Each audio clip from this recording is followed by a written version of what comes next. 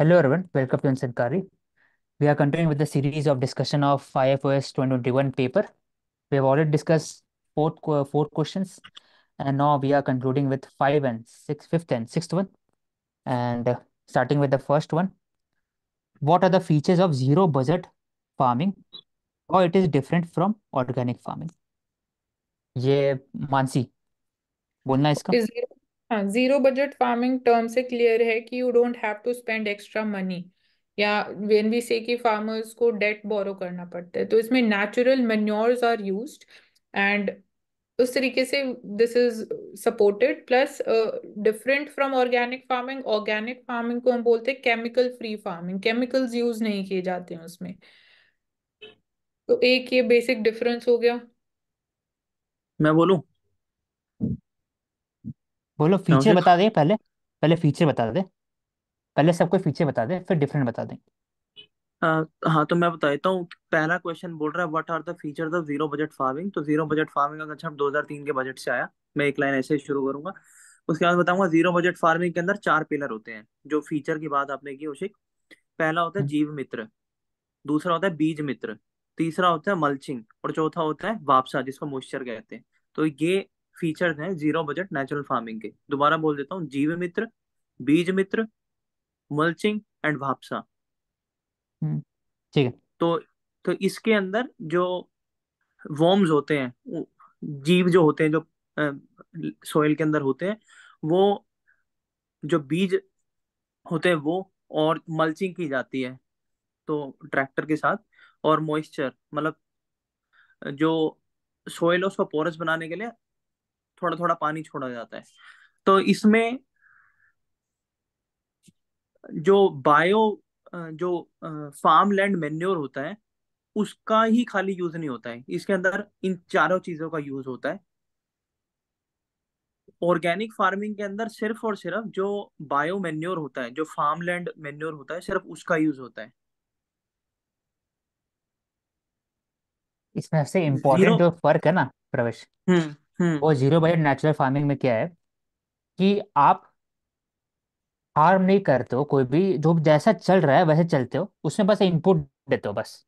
आप नहीं कि आप फावड़ा का ज़्यादा यूज़ करते हो, ना है कि आप एक बोलते हैं ना, फरोज फरोज नहीं क्रिएट करते हो सॉइल के अंदर में, क्योंकि इसे तो जैसे नेचुरल फार्मिंग है उसमें बस इनपुट देते हो। इनपुट जो आपने बता दिया, जीव मित्र, बीज हो गया, मल्चिंग हो गया, एक्सेट्रा।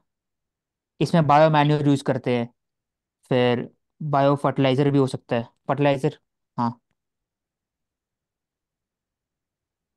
पेस्टिसाइड हो सकता है, बायो पेस्टिसाइड। किसमें उशिक? ऑर्गेनिक में? ऑर्गेनिक फार्मिंग में बायो, यानी केमिकल फ्री बोलते हैं ना, केमिकल फ्री फार्मिंग तो होती बायो है फर्टिलाइजर। जीरो। हाँ, हाँ, वो एक टर्म यूज कर सकते हैं हम इसके लिए मतलब आप डिफरेंस। बोल सकते, मतलब तीन चीजें मोस्टली यूज होती हैं। एक तो कंपोस्ट होता है, एक वर्मी कंपोस्ट, और एक काउडंग मैन्योर ऑर्गेनिक फार्मिंग के अंदर।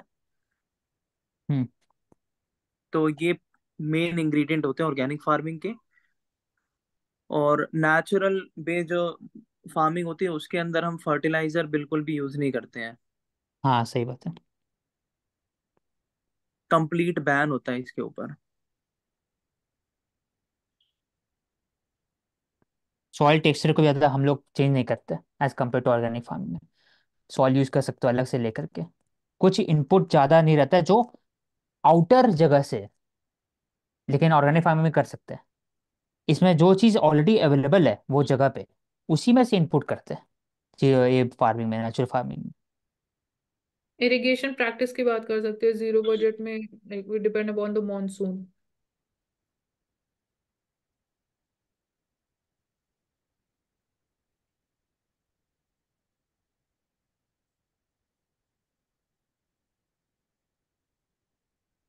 ठीक है।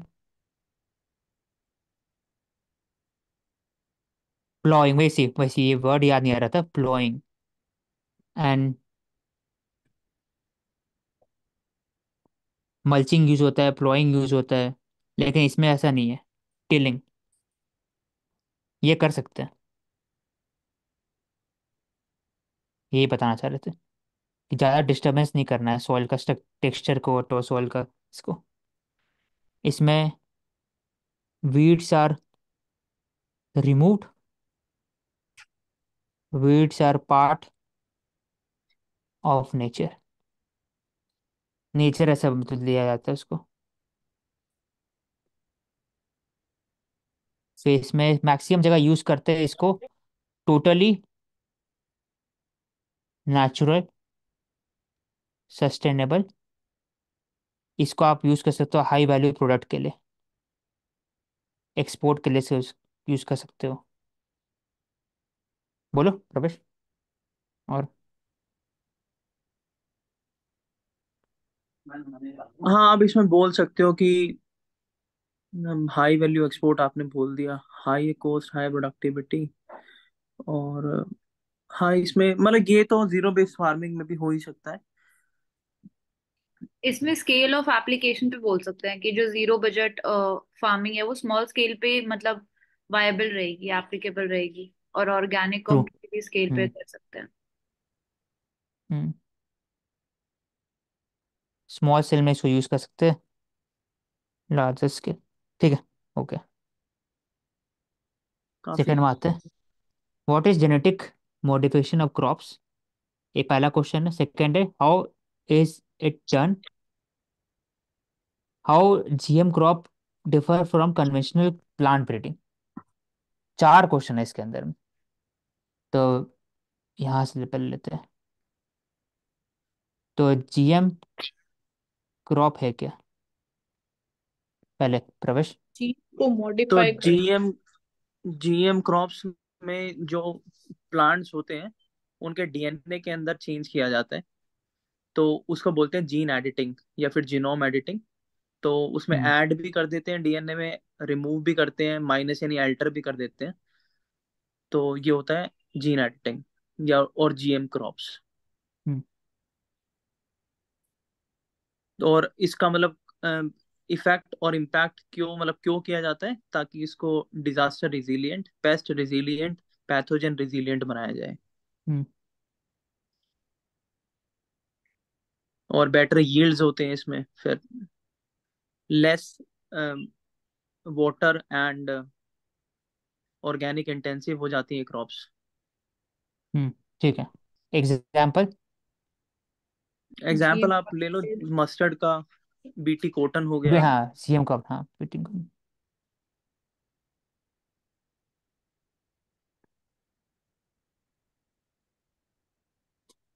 ठीक है।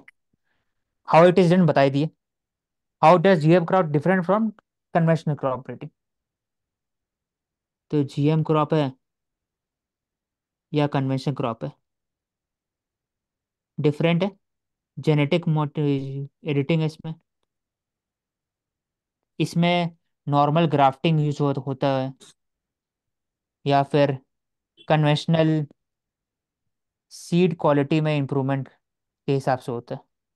नहीं, सिलेक्टिव अ, सिलेक्टिव ब्रीडिंग। होता होता होता पॉलिनेशन से होता होता भी पूछा उसे कन्वेंशनल में कैसे होता है, मतलब ये नहीं पूछा। लिखा ना, है। ब्रीडिंग पूछा। लिखा हुआ ना। अच्छा। How does GM crop differ from conventional plant hmm breeding? तो ग्राफ्टिंग कर सकते हैं, सिलेक्टिव ब्रीडिंग कर सकते हैं, सीड क्वालिटी में डिफर कर सकते हैं, इसमें जेनेटिक एडिटिंग कर सकते हैं, है ना? और पता। मतलब उसमें जेनेटिक में मतलब एक ही स्पीशीज के जीएनए के में मतलब डीएनए में भी चेंज कर सकते हैं। यहाँ पर टू हम्म। क्रॉप्स के आपस में ब्रीडिंग कराते हैं, तो इसलिए थोड़ा डिफर हो जाते हैं। हम्म।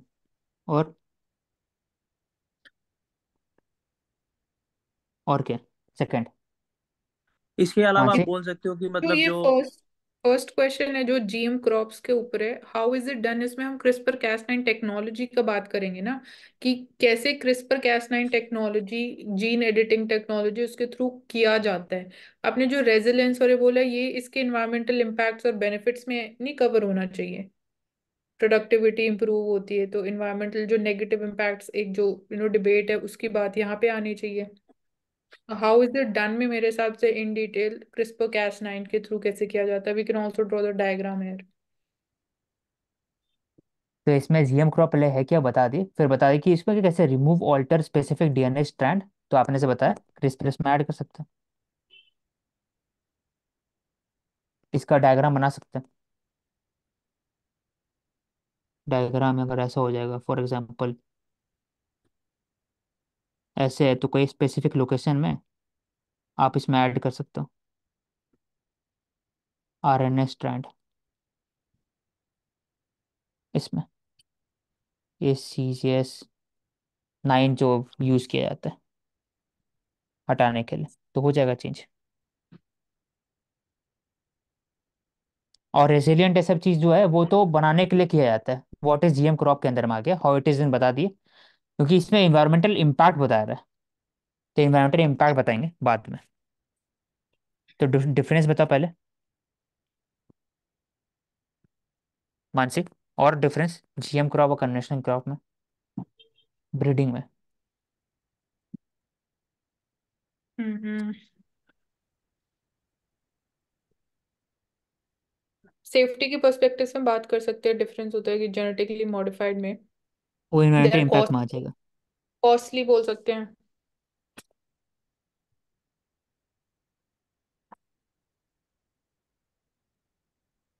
ठीक है, इसमें और याद नहीं आ रहा है, देखना होगा।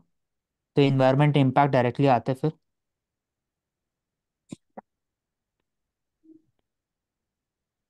तो ह्यूमन हेल्थ, इस पर अभी स्पेसिफिक केस स्टडी भी नहीं हुआ अभी, कैसे इम्पैक्ट करता है। Human bodies adaptability to hmm. These तो इसमें मॉडिफाइड। औशिक बायोडाइवर्सिटी लॉस हो सकता है। जैसे कि एग्जांपल दे सकते हैं नॉर्थ अमेरिका का, जहाँ पर एक मोनार्क बटरफ्लाई है, बटरफ्लाई होती है, उसका हैबिटेट ही मतलब उजड़ गया एक GM क्रॉप लगाने से। मतलब वहां पर मक्की की लगाई गई थी एक कॉर्न में GM क्रॉप, तो उसने पूरा बटरफ्लाई को ही मतलब जो उसका हैबिटेट था पूरा ही वो खत्म हो गया वहां पे।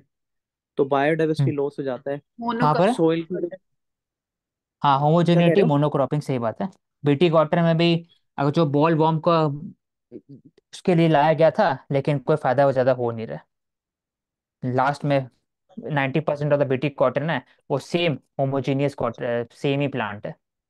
तो एक तरह से वो मोनोक्रॉपिंग हो गया, एक बोल सकते हैं। उसके बाद आप बोल सकते हो कि इससे जो सॉइल की क्वालिटी है और जो सॉइल बेस्ड ऑर्गेनिजम्स डिपेंड होते करते हैं। हो एग्जैक्टली तो पता नहीं है ना, वही बात है। इन्वायरमेंटल इम्पैक्ट तो हम लोग, तुमने जो एग्जांपल बता दिया, हम लोग जो हम्म। देख के चलो प्रूफ वाला, बाकी स्पेसिफिक केस स्टडी हुआ नहीं ना अभी, पता ही नहीं चला कैसे इम्पैक्ट करेगा ओवरऑल। वो हो नहीं रहा है अभी, ऐसा कुछ एक इसमें ये भी आया लिखा नहीं। है कि न्यूट्रिशन कंटेंट बढ़ जाता है, माल न्यूट्रिशन के लिए हेल्प करेगा। वो तो इन्वायरमेंट इम्पैक्ट का है, पूछ रहे ना, हम्म। डिफरेंट है ये। कौशिक, ये तो हो सकता होगा ना कि मतलब जैसे कि डिसीज, प्रोबेबली बोल सकते हैं, प्रोबेबली मतलब एलर्जी, एलर्जी केसेस तो या बोल ही फिर सकते हैं, मतलब एलर्जी हो गया या फिर एंटीबायोटिक रेजिस्टेंस, इतना तो कुछ बोल ही सकते हैं। सम अदर एलिगेशन ऑफ एले, ठीक है, बोल देते हैं।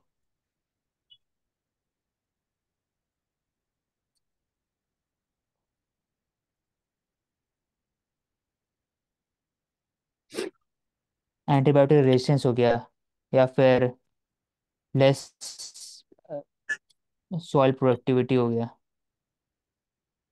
प्रूफ नहीं हुआ है अभी तक, तो ऐसा कुछ बोल नहीं नहीं, सकते। वो जो मैंने आपको बताया ना कॉर्न वाला, वो तो मतलब हम्म। प्रूव्ड है वो। नॉर्थ अमेरिका में। हाँ।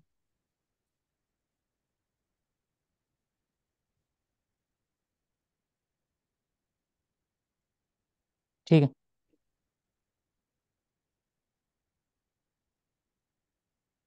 नेक्स्ट में आते हैं।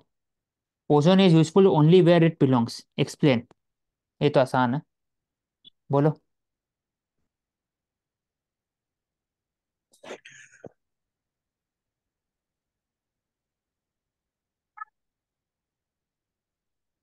ओजोन अगर है स्ट्रेटोस्फेयर में है, तो हेल्पफुल है। क्यों हेल्पफुल है पहले वो बता देंगे। यूवी हाँ। रेडिएशंस को हम्म। डील मतलब प्योर करता है। और हम्म। उसके बाद जो डर्मा, आप बोल सकते हो जो स्किन और बायोडाइवर्सिटी या फिर जो ह्यूमन स्पीशीज है उनको, उनके हेल्थ को और उनकी, उनको मतलब आप कह सकते हो प्रोटेक्ट करता है from the harmful rays. Troposphere ठीक है। में अगर आ जाता है तो हाँ, पॉल्यूटेंट है, सेकेंडरी पॉल्यूटेंट काम करता है। में हम इससे बात करते हैं photochemical. Balancing of the heat budget, one हाँ। Of the benefits ozone layer में। हाँ ठीक है एंड ठीक है। रेस्पिरेटरी प्रॉब्लम्स अगर ट्रोपोस्फेयर में होता है तो। ठीक है, इसमें increase of heat dome effect, photochemical smog हो गया। सेकेंडरी पॉल्यूटेंट, ठीक है।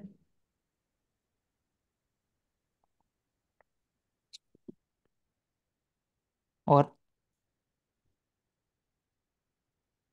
क्रॉप यील्ड से होती है उसको भी रिड्यूस करता है। हाँ, respiratory disease, harmful effect on और आप बोल ऑन सकते हो उसे कि क्रॉप्स। मतलब प्री मैच्योर हम्म। डेथ हो जाती है अगर ट्रोपोस्फेयर में आ जाए ना ओजोन, मतलब ज्यादा। तो हाँ, वही harmful effect on crops animals human, उसी में आ हम्म जाएगा। हीट डिफॉर्म हो गया, I think enough. Ground ozone. अब आते हैं इसमें, herbicide tolerate H T B T cotton adds another layer of modification, ये क्यों है?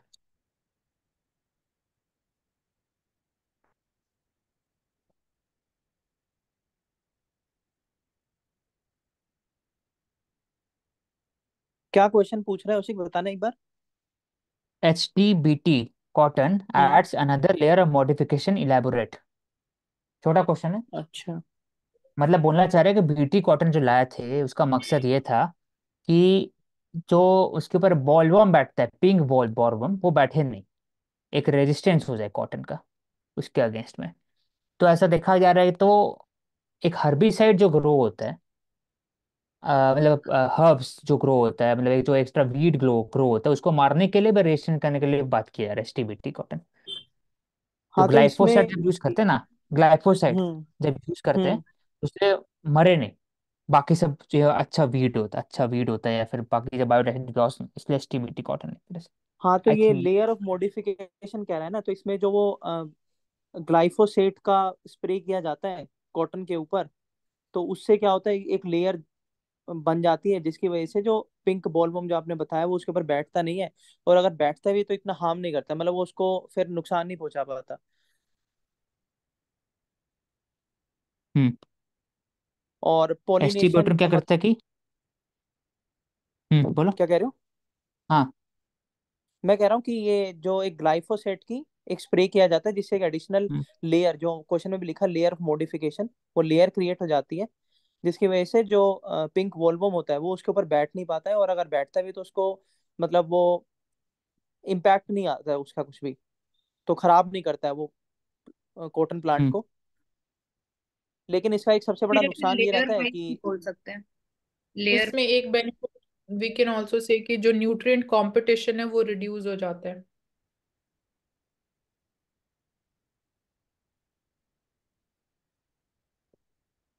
ठीक है, ग्लाइफोसेट हो गया।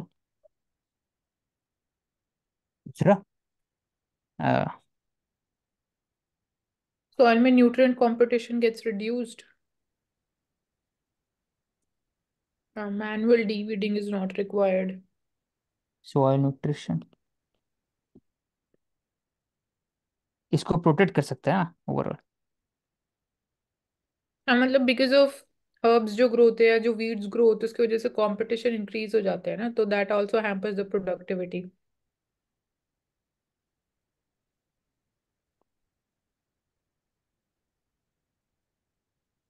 And we can hmm. say कि it will also contain the spread of invasive species.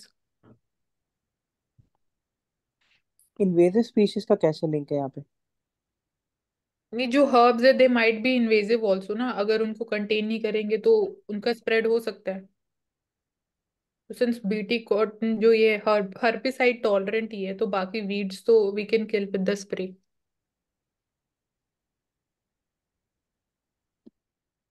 तो उसकी इसमें एक नेगेटिव भी होता है, मतलब उसको भी लिख देते हैं क्योंकि इलैबोरेट करने के लिए बोला है। तो इससे सुपर वीड्स की एक प्रॉब्लम क्रिएट हो जाती है।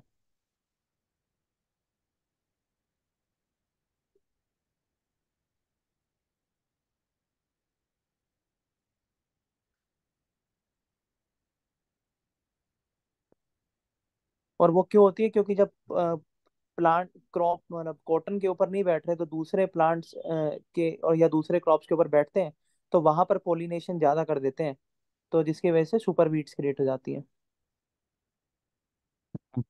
ठीक है, हो गया।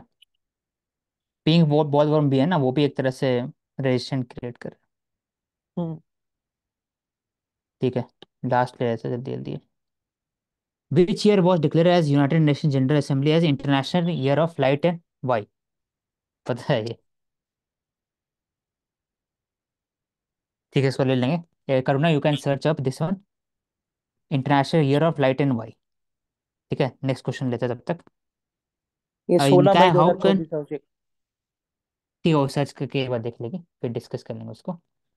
How can nuclear technology be useful for power generation? बताओ, ये तो ठीक है, बताओ प्रवेश।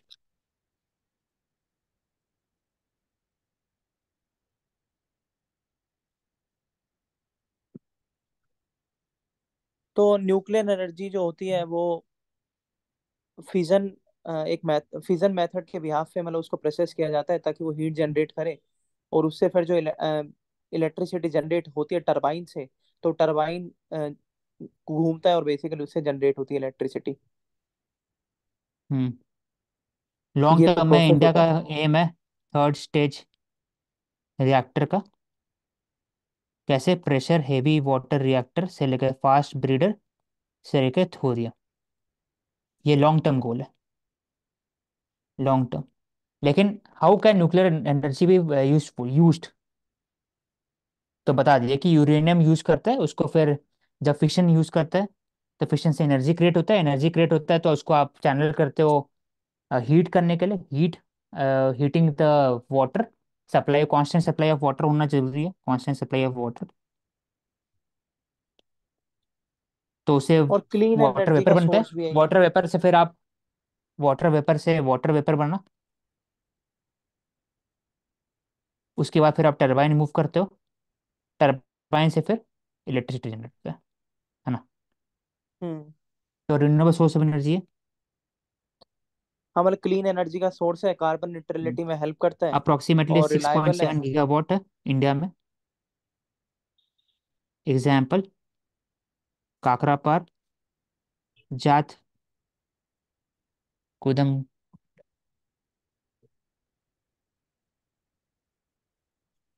जातपुर है ना कि जात, क्या है, जातरा, नहीं, जैतपुर है।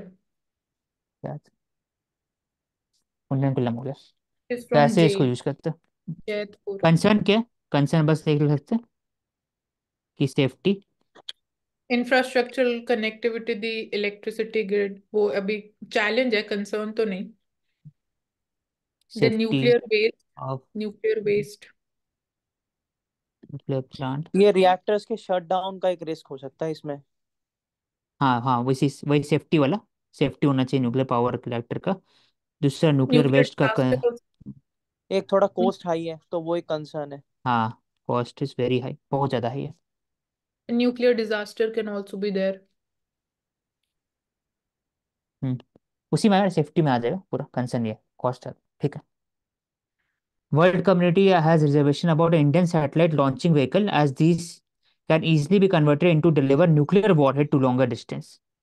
How will you argue for India to dispel these fears? बता।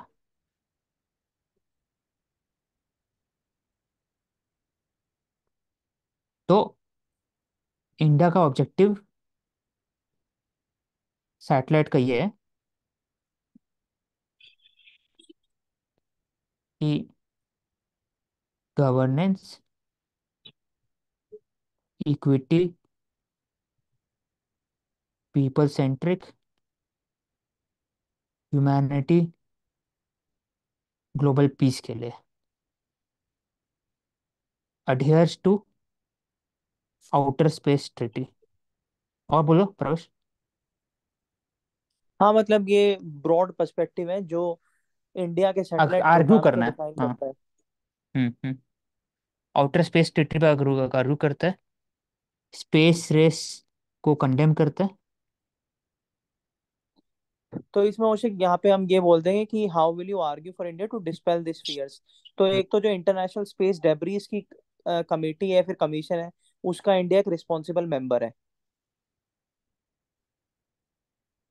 हाँ लेकिन यहाँ बात कर रहे हैं ना, डेबरी का बात नहीं हो रहा ना प्रवेश, यहाँ बात हो रहा है कि यहाँ पे जो हम लोग भेज रहे हैं सैटेलाइट, उसको कन्वर्ट कर सकते हैं न्यूक्लियर फ्यूल वॉरहेड लगाने के लिए।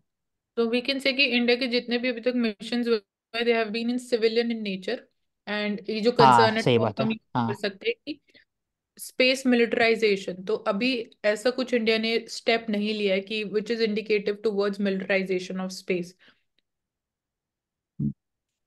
और एक ट्रीटी हो गया आउटर स्पेस ट्रीटी, इसको पीसफुल यूज करने के लिए होना चाहिए, human centric, global piece prosperity के लिए हमेशा बात करते हैं इंडिया। ठीक है।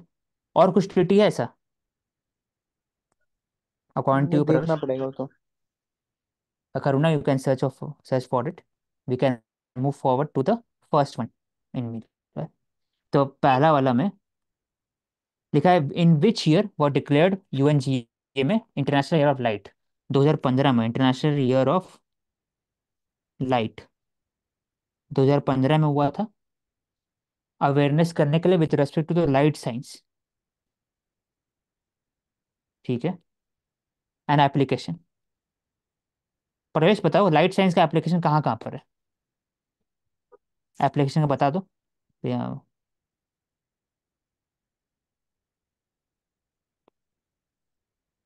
हम्म। डिस्टेंट ऑब्जेक्ट्स देखने में आप बोल सकते हो। रडार्स में we can say laser use करते हैं। और जैसे जो आपको डिजिटल पता था स्पेक्ट्रम की सीटी हम बात स्कैन। करते हैं, शायद उसमें भी उसका यूज है। प्रवेश पहले पूरा बोल देना, इसके बाद फिर आप कैसे करते कंटिन्यू। बोले प्रवेश, और फिर? डिजिटल स्पेक्ट्रम, मतलब मैं श्योर नहीं हूँ तो। ठीक है। जैसे सिटी स्कैन्स मानसी। होते हैं या फिर 3D मैपिंग जो होती है, उसमें भी यूज होता है। आई वाज सेइंग कि रडार्स में we use the laser technology. Hmm. So maritime security के लिए दिस वुड बी देयर। ठीक है। और करूँ ना? 3D मैपिंग होती है, और हेल्थ केयर में सिटी स्कैन्स या एक्सरेज होते हैं, उसमें भी यूज होता है। हम्म। उसके बाद लेजर सर्जरीज वगैरह जो होती हैं उसमें, एंड फाइबर ऑप्टिक्स उसमें यूज होता है। हम्म। ठीक है। स्टेशन में बोल सकते हैं स्मार्ट बोर्ड्स जो होता है वो भी उसी पे वर्क करता है, लाइट पे। तो लाइट का बहुत सारा यूसेस है, गवर्नेंस में भी है, ले लिए गवर्नेंस का भी। फाइबर सब उसी में आ जाता है, रेडरक हो गया, रीसेट टेक्नोलॉजी हो गया स्पेस में। तो वाई 100th एनिवर्सरी था अल्बर्ट आइंस्टाइन का, तो इसलिए किया गया लाइफ स्पेस टेक्नोलॉजी को। तो एलईडी भी है, एलईडी एनर्जी एफिशिएंसी बढ़ाने के लिए। तो लाइफ बेस्ड टेक्नोलॉजी को प्रमोट करने के लिए, ग्लोबल कोऑपरेशन करने के लिए। ठीक है। अब लास्ट क्वेश्चन बताओ, name any two Indian who have got the highest civilian award, Bharat Ratna, for the contribution of field of science and tech, write briefly about their work. बोलो प्रवेश।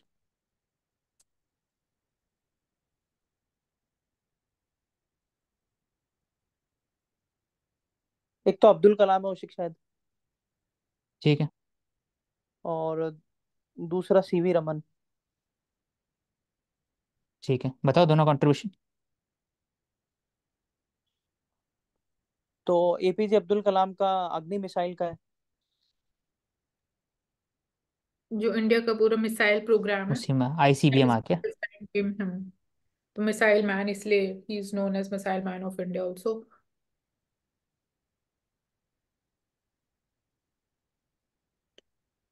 और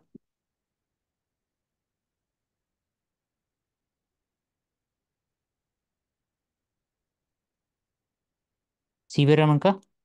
सीवी रमन का तो डिस्कवरी ऑफ रमन इफेक्ट है। Light, ring of light. क्या होता है Raman effect? वो नहीं एग्जैक्टली मुझे नहीं पता, मतलब आप बता दो। और स्कैटरिंग ऑफ लाइट से एसोसिएटेड है हाँ। ना। हम्म। कहाँ क्या कहाँ होता होता है है? एग्जैक्टली उसे? मानसी, एक सेकंड में मानसी, सैटरन लाइट।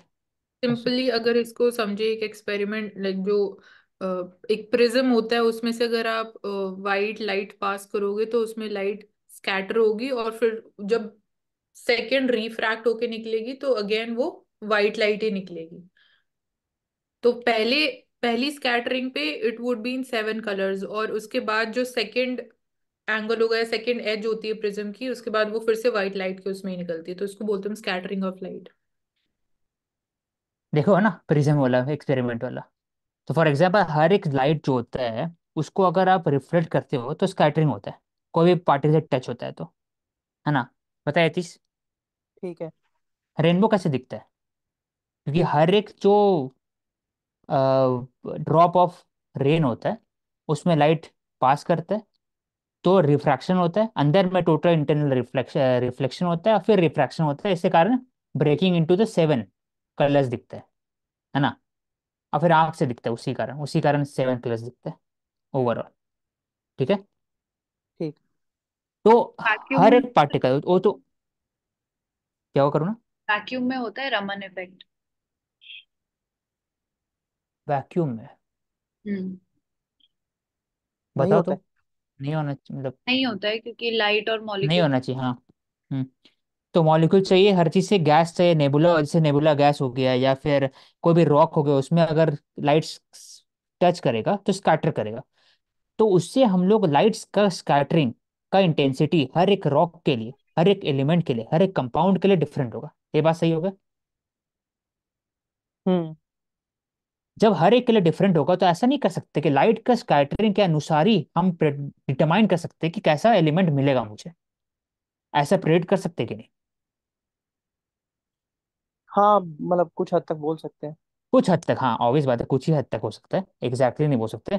तो उसी हिसाब से आप अगर जो डीप स्पेस मिशन करते हो उसके अंदर में आप प्रेडिक्ट कर सकते हो, प्रेडिक्ट कुछ हद तक, कि कौन सा एलिमेंट होगा, हेलियम है या फिर कोई रॉक कहाँ पर क्या मिल रहा है, मून में कौन सा रॉक है। तो इस रेमन स्पेक्ट्रोस्कोपी इसलिए इम्पोर्टेंट। ठीक है, एक लेमेंस अप्रोच में से। तो हम बोल सकते हैं कि इन्होंने जो blue colour of the sky बताया था वो इसी फिनोमिना के बिहाफ पे बताया होगा। Sorry, blue colour of the sea जो बताया था इन्होंने, सीवी रमन ने। बहुत से स्कैटरिंग बहुत ज्यादा होता है, इसके कारण ब्लू कलर दिखता है। ठीक है। लेकिन इनका जो रोल है ना कि ये इसको यूज कर सकते हैं हर जगह, इसलिए इसको यूज किया जाता है, मतलब रमन इफेक्ट यूज किया जाता है। ठीक है। ठीक है। तो क्या सीवी रमन। माइनिंग में यूज हो सकता है उशिक मतलब? बोले तो, आप नया एलिमेंट ढूंढने के लिए, कंपाउंड ढूंढने के लिए डीप स्पेस में, मून में कौन ठीक सा है। एलिमेंट है, सब ढूंढने के लिए इसको प्रेडिक्ट कर सकते हैं। 100% कुछ नहीं होता है, इसको प्रोबेबल, मोस्ट प्रोबेबल, ठीक है। ये वाला बात है। ठीक है। अब ये, I think we have ended, खत्म हो गया। Okay, thank you everyone.